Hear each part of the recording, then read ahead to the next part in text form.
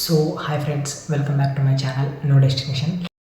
So last week అయితే మనం మన 3 ట్రిప్స్ కంప్లీట్ చేసేసాం. ఒకటి కాశీ, ఇంకా అయోధ్య, మథుర. సో ఈ 3 ప్లేసెస్ని ఎలా కవర్ చేయాలి, అక్కడ ఏమేమి చూడాలి, ఇంకా ఎంత బడ్జెట్లో కవర్ చేసాం అనేది ఈ వీడియోలో మాట్లాడుకుందాం. సో వీడియోలోకి అయితే ఎంటర్ అయిపోదాం. ఎర్లీ మార్నింగ్ 9:30కి సికింద్రాబాద్ నుంచి దానాపూర్కి ఢిల్లీ రన్ అయ్యే ట్రైన్ ఉంటుంది. మేము స్లీపర్ క్లాస్ బుక్ చేసుకున్నాం. పర్ హెడ్ 900 పడింది. బుక్ చేసింది స్లీపర్ అయినా జనరల్ ఫీలింగ్ వచ్చింది. సో నార్త్ సైడ్ ట్రావెల్ చేసే ముందు జనరల్ అండ్ స్లీపర్ని అవాయిడ్ చేయండి. 3AC బుక్ చేసుకోండి.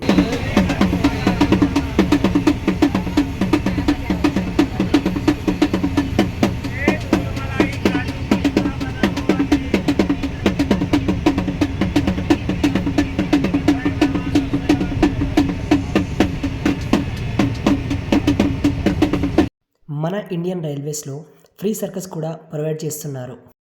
మా ఫ్రెండ్ దానకర్త వాడి సీట్ కింద చిన్న పాపకిచ్చి వాడు నా సీట్ ఆక్రమించేశాడు. నాగ్పూర్ రీచ్ అయ్యాము. టైం వచ్చేసి 7:36 అవుతుంది. నైట్ ఇంటి దగ్గర నుంచి తెచ్చుకున్న ఫుడ్ తినేసి స్లీప్ వేశాం. మార్నింగ్ లేచి చూసేలోపు అంతా అస్సాం. టోటల్గా పొగమంచు వచ్చేసింది. సో ట్రైన్ బాబాయ్ నిదానమే ప్రధానం అని స్లోగా వెళ్ళాడు. ఆఫ్టర్నూన్ 1:30కి వారణాసి స్టేషన్కి రీచ్ అయ్యాము. బయటికి వచ్చాక చాలా ఆటోస్ ఇంకా టుక్ వెహికల్స్ ఉంటాయి. వాళ్ళు చాలా ఛార్జ్ చేస్తారు. మేమైతే గూగుల్ మ్యాప్ పెట్టుకుని నడుచుకుంటూ ఆ బనారస్ గల్లీలను ఎక్స్ప్లోర్ చేస్తూ వెళ్ళాము. తెలుగు వాళ్ళ ఆశ్రమాలు చాలా ఉంటాయి. అందులో సైకిల్ బాబా ఆశ్రమం కూడా ఒకటి. ఇందులో డార్మెంటరీ అండ్ రూమ్స్ అవైలబుల్లో ఉంటాయి. రూమ్కి 1000 నుంచి స్టార్ట్. డార్మెంటరీకి 200 పెట్టి ఛార్జ్ చేస్తారు. మేము డార్మెంటరీ తీసుకొని ఫ్రెష్ అప్ అయ్యి వెళ్ళాము. ఇక్కడ నుంచి ఫస్ట్ కాలభైరవ టెంపుల్కి అయితే వెళ్తున్నాము. ఇప్పుడు కాశీ, ఈ నగరానికి రక్షకుడు ఎవరని అడిగితే ఒకే పేరు వినిపిస్తుంది, కాలభైరవుడు. కాలభైరవుడు అనేది శివుడి ఉగ్రరూపం, కాలాన్ని కూడా శిక్షించే దేవుడు. పురాణాల ప్రకారం ఒకసారి బ్రహ్మకు అహంకారం పెరిగింది. తనే సృష్టికర్తని, తనే శ్రేష్ఠుడని భావించాడు. ఈ అహంకారాన్ని నశింపజేయడానికి శివుడు తన 3వ కంటితో ఒక ఉగ్రరూపాన్ని సృష్టించాడు. ఆ రూపమే కాలభైరవుడు. కాలభైరవుడు బ్రహ్మ యొక్క 5వ తలని ఖండించాడు. దాంతో అతనికి బ్రహ్మహత్య దోషం పట్టుకుంది.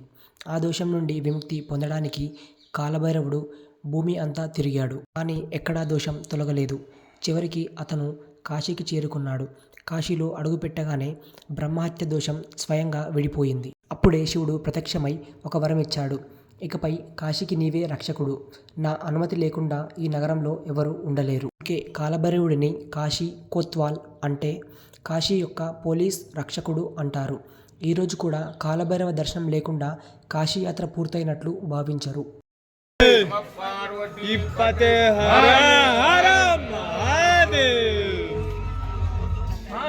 2 అవర్స్లో మాకు కాలభైరవ టెంపుల్ దర్శనం అయిపోయింది. ఇప్పుడు టైం వచ్చేసి 5:30 అవుతుంది. సో నెక్స్ట్ ఎక్కడికి వెళ్తున్నాం అనేవి చెప్పడం కన్నా చూపిస్తే ఇంకా బాగుంటుంది. గురువుల ఆజ్ఞత గుర్తుని నింగితి, ఉత్తర దిక్కున ఊరిని విడిచితి, పల్లెలు పురములు పట్టణంబులు పీటలు దాటితి, కోటలు దాటితి, అడుగులు దాటితి, మడుగులు దాటితి, అన్నీ దాటితి. బొటన వేలితో నెత్తురు పొంగగా పులుపును దూటిన విభూతి ధరించితి, అభిషేకించిన ఆకాశానికి జ్యోతుల చెప్పుతూ చిలకుతుమడి వస్త్రంబులు కట్టితి, మంగళంబుగా సాగిన పిమ్మట భైరవుడు ఈ శత్రుని చంపగా, చూసితునెవ్వరు చూడని లింగం, నిరుపద్రువ నిశ్చల లింగం, ఆదిశేషముల ఐక్య లింగం, పురాణ పదముల పవిత్ర లింగం శివ. ఇదే మణికర్ణికా ఘాట్. 24 గంటలు మంటలు చెలరేగుతూ ఉంటాయి. శివుడు, పార్వతీదేవి ఇక్కడ స్నానం చేస్తుండగా శివుడి యొక్క మణి, పార్వతీదేవి యొక్క చెవి కుందల్ నీటిలో పడిపోయాయి. ఎంత వెతికినా దొరకపోవడంతో కోపంలో ఈ మణికర్ణికా ఘాట్కి శాపం పెట్టాడు. నా కోపం ఎలా అయితే చెలరేగుతుందో అలా ఇక్కడ మంటలు అలా చెలరేగాలని. కానీ ఆ మణి ఇంకా చెవి పోగులు విష్ణుదేవుడు తాబేలు రూపంలో వచ్చి ఇస్తాడు. దాంతో పెట్టిన శాపాన్ని వెనక్కి తీసుకోలేదు కనుక ఈ ఘాట్లో ఎవరి చితి అయితే మండుతాదో వాళ్ళు డైరెక్ట్గా స్వర్గానికి వెళ్తారని, మరో జన్మ ఉండదని చెప్పాడు.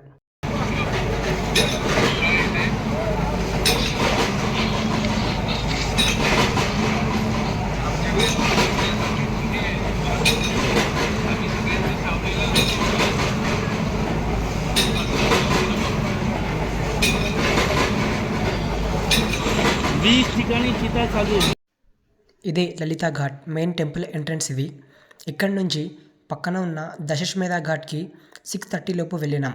6 నుంచి 7 వరకు గంగా హారతి ఇస్తారు. ఇంకా ఒక 1 అవర్ వేరే వైబ్లోకి వెళ్ళిపోతాం. మీరు కూడా ఫీల్ అవ్వండి గంగా హారతిని.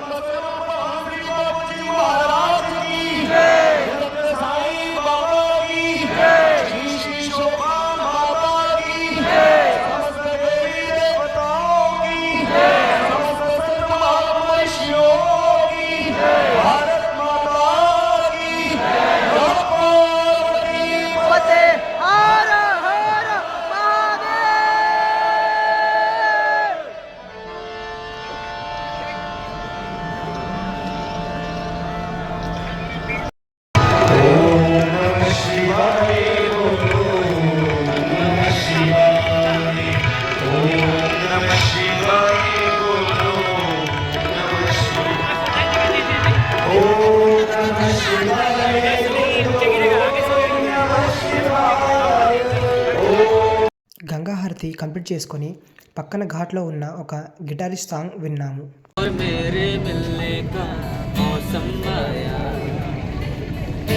सब कुछ पाके तुझे सीने से लगाना है, प्यार में तेरे हाथ से गुजर जाना, इतना प्यार किसी पे पहली बार आया है।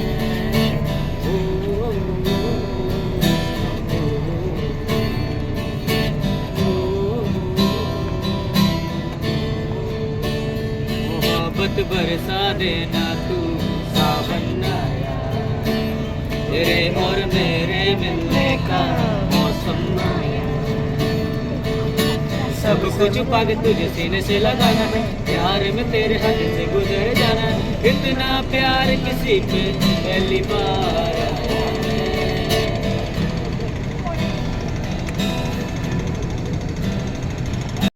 మేమున్న ఆశ్రమంకి వచ్చి డిన్నర్ కంప్లీట్ చేసుకుని పడుకున్నాము. ఇక్కడ లంచ్ అండ్ డిన్నర్ ఫ్రీగా పెడతారు. So good morning friends. ఈరోజు ప్రస్తుతం అయితే కాశీలో మార్నింగ్ 6:30 అవుతుంది. వెదర్ మాత్రం అసలు మామూలు కూల్గా లేదు. ఒకసారి ఇక్కడ చూడండి.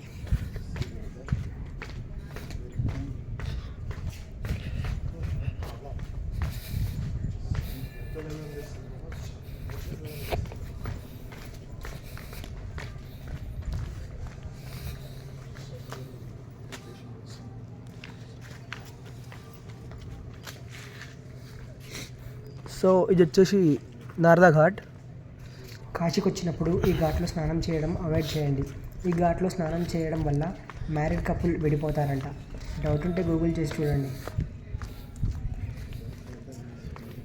ఇక్కడ మొత్తం 89 ఘాట్స్ పైన ఉంటాయి. ఒక్కో ఘాట్ ఒక్కో స్టోరీ చెప్తుంది.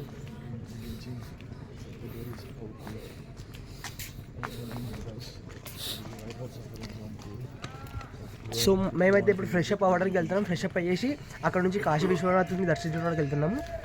సో వెదర్ అయితే చాలా కూల్గా ఉంది. మరి చూద్దాం ఎట్లా అవుతుందో.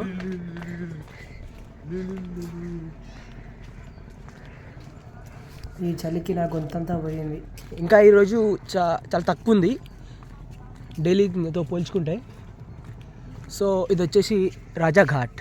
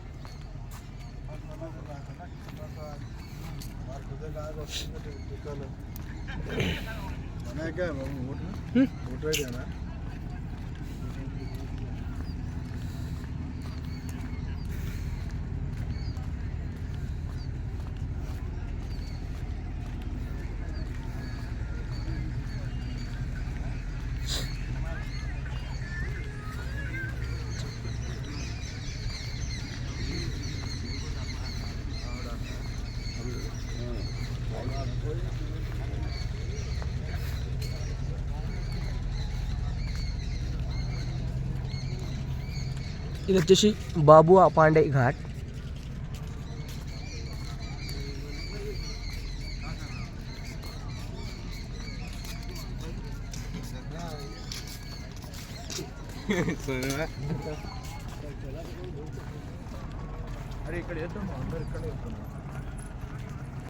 పబ్లిక్ మాత్రం చాలా ఫుల్గా ఉన్నారు. ఇప్పుడు మార్నింగ్ 7 అవుతుంది. గంగానదిలో స్నానం చేసి కాశీ విశ్వనాథుడి దర్శనానికి వెళ్ళినాం. చాలామంది వచ్చి ఫాస్ట్గా దర్శనం చేపిస్తాం, ఫ్రీ లాకర్ ప్రొవైడ్ చేస్తాం అని తీసుకొని వెళ్తారు. లాస్ట్కి 250 లాకర్ ఛార్జ్ చేస్తారు. టెంపుల్ లోపల ఫ్రీ లాకర్స్ ఉంటాయి, యూజ్ చేసుకోండి.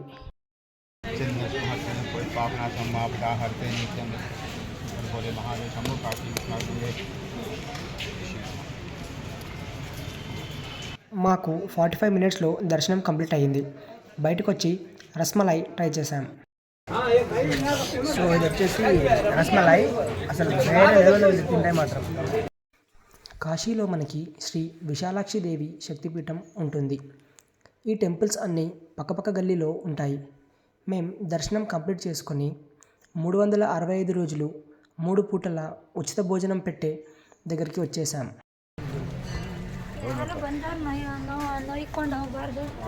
సో నెక్స్ట్ వచ్చేసి అన్నపూర్ణాదేవి టెంపుల్కి వెళ్తున్నాము. సో ఇక్కడ కాశీలో ఎవరికైనా ఫ్రీగా మీల్స్ కావాలంటే ఫస్ట్ గుర్తుకొచ్చేది ఏంటంటే అన్నపూర్ణాదేవి అనమాట. సో ఇక్కడ అందరికీ ఫ్రీగా మీల్స్ పెడతారు. సో నెక్స్ట్ చూపిస్తా. ఇక్కడ మా టెంపుల్ పక్కకే ఉంటుంది అనమాట, పక్క గల్లీలో నుంచి వెళ్ళాలి. లైక్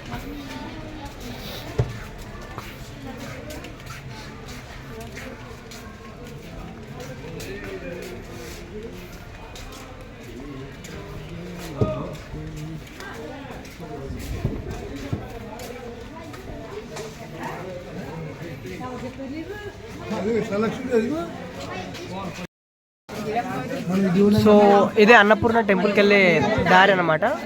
సో ఇక్కడ నుంచి లోపలికి వెళ్ళిపోవచ్చు.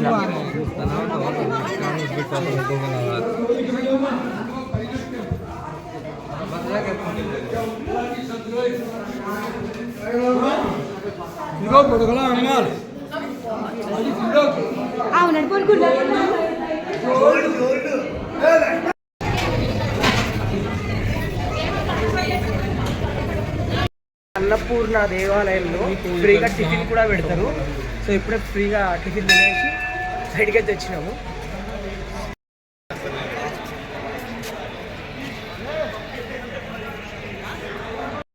సో అక్కడి నుంచి టెంపుల్ ఫ్రంట్ సైడ్కి వచ్చి కొన్ని ఫొటోస్ వీడియోస్ తీసుకొని వెళ్ళాం.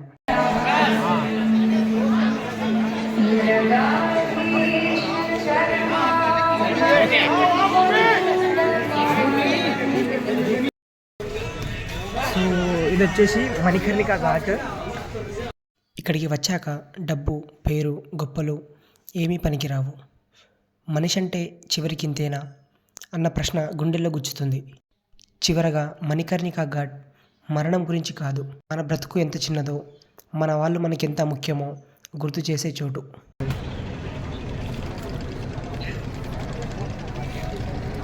సో రీసెంట్గా ఇప్పుడే ఒకటి వచ్చింది. సో ఇక్కడ చూడండి, కాశీకి చాలా రకాల మనుషులు వస్తారు. కొందరు వాళ్ళకి నచ్చిన వాళ్ళని కోల్పోతే, కొందరు వాళ్ళను వాళ్ళే కోల్పోతారు. अबे किसकी शकल दिखा दी सुबह सुबह तुमने यार, सहारा मेरा बनारस का वो खराब हो गया।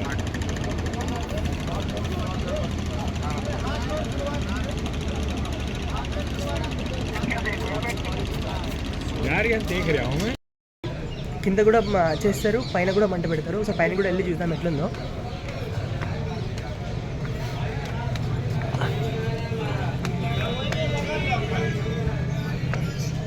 సో యాక్చువల్లీ పైన అయితే ఏం లేదు ఈరోజు, ఖాళీ అంటే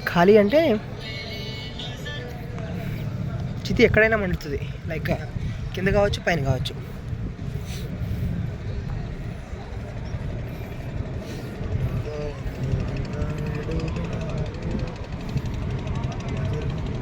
మణికర్ణికా ఘాట్లో నిల్చుని ఆ బాడీస్ని చూస్తే భయం కాదు, కానీ నా లైఫ్ కూడా ఇంతే లాస్ట్కి అన్నప్పుడు you can realise Manikarnika Ghat ఎంత ప్రత్యేకమంటే, జీవితంలో ఎన్ని పాపాలు చేసిన వాడైనా ఒక చివరి అవకాశం ఇచ్చి స్వర్గానికి పంపించే స్థలం.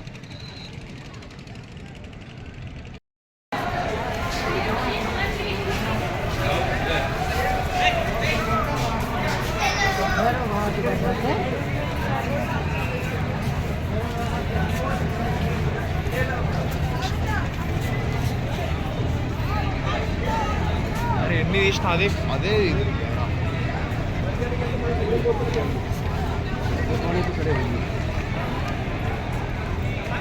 సో నెక్స్ట్ మళ్ళీ లలితా ఘాట్కి వచ్చి ఘాట్స్ పైన నడుచుకుంటూ దాన సంస్కారాలకి 2వ స్థానంలో ఉన్న హరిశ్చంద్ర ఘాట్కి వచ్చాం.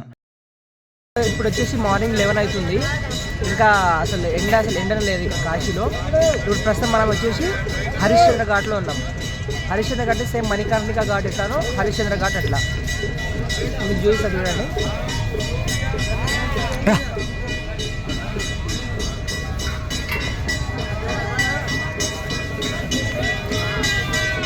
సారీ. సో ఇక్కడ ఏంటంటే ఫారెన్ నుంచి కానీ బయట నుంచి ఎక్కడి నుంచైనా ఇవి వచ్చేస్తుంటాయి అన్నమాట.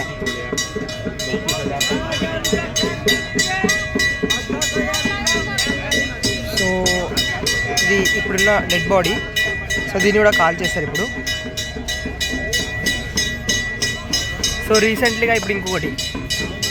సో ఇట్లా ప్రతి ఒక్కటి ఇట్లా కాల్తూనే ఉంటుంది. అక్కడ ఆల్రెడీ ఒకటి నడుస్తుంది.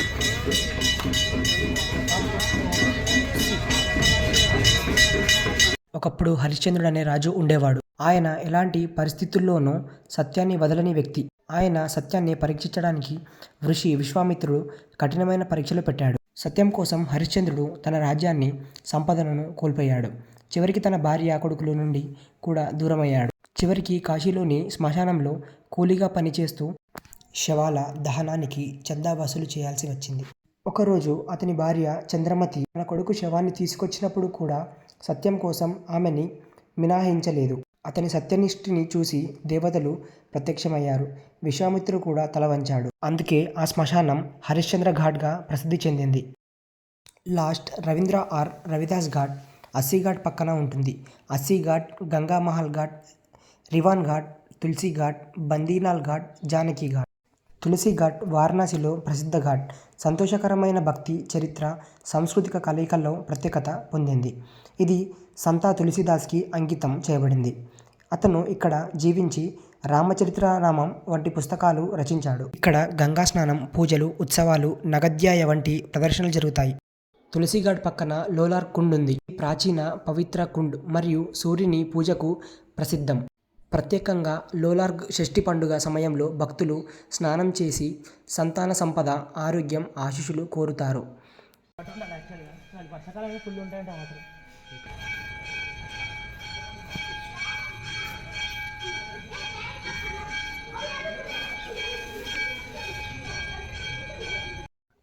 దాని తర్వాత లంచ్ కంప్లీట్ చేసుకొని డార్మెంటరీలో చెక్అవుట్ చేసి బయట గార్డ్స్లో తిరుగుతూ కొద్దిసేపు కూర్చున్నాం.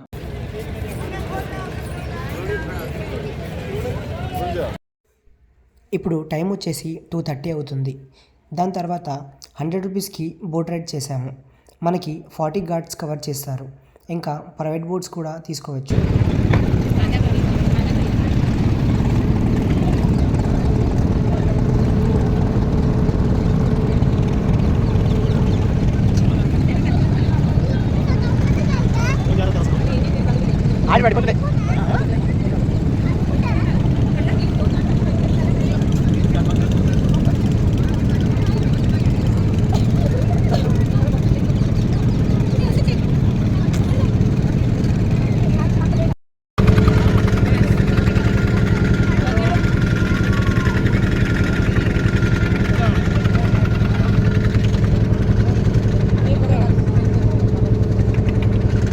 ఫోన్స్ కొద్దిగా గట్టిగా పట్టుకోవాలి. కింద పడ్డదంటే అంతే గంగార్పణం.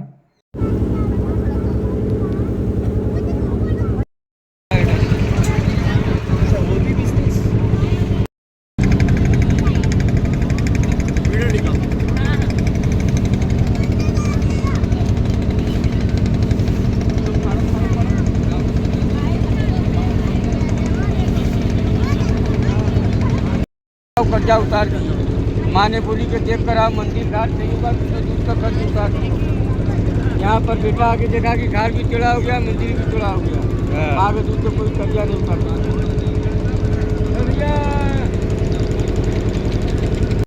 ఆయన చెప్పేది రత్నేశ్వర్ మహాదేవ్ టెంపుల్ గురించి. కాశీనగరంలో చంద్రగుప్ అనే పవిత్రమైన బావి ఉంది. ఈ బావి కథ చంద్రుడి శాపం మరియు విమోచనంతో సంబంధించబడి ఉంది. పురాణాల ప్రకారం చంద్రుడు దక్ష ప్రజాపతి కుమారులైన 27 నక్షత్రాలను వివాహం చేసుకున్నాడు.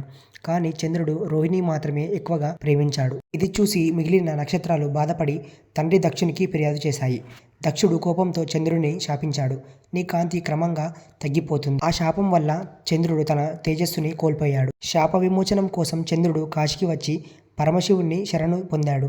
అక్కడే చంద్రకూప్ వద్ద తీవ్రంగా తపస్సు చేశాడు. చంద్రుడి భక్తికి మెచ్చిన శివుడు శాపాన్ని పూర్తిగా తొలగించలేదు. కానీ ఒక వరం ఇచ్చాడు. ప్రతి నెల చంద్రుడు క్షీణించి మళ్ళీ పురాణత్వం పొందుతాడు. అందుకే అమావాస్య నుంచి పౌర్ణమి వరకు చంద్రుడు క్షయావృద్ధి చక్రంలో ఉంటాడు. ఈ వరానికి గుర్తుగా శివుడు చంద్రుడిని తన శిరస్సుపై ధరించాడు. అందుకే శివుడిని చంద్రశేఖరుడని అంటారు. ఇప్పుడు టైం వచ్చేసి ఈవినింగ్ 5 o'clock అవుతుంది. కాశీలో బాగా వైరల్ అయిన వాల్ ఆర్ట్ పెయింటింగ్స్ దగ్గరికి వచ్చాం. ఇదే బూందీ పర్కోటా ఘాట్.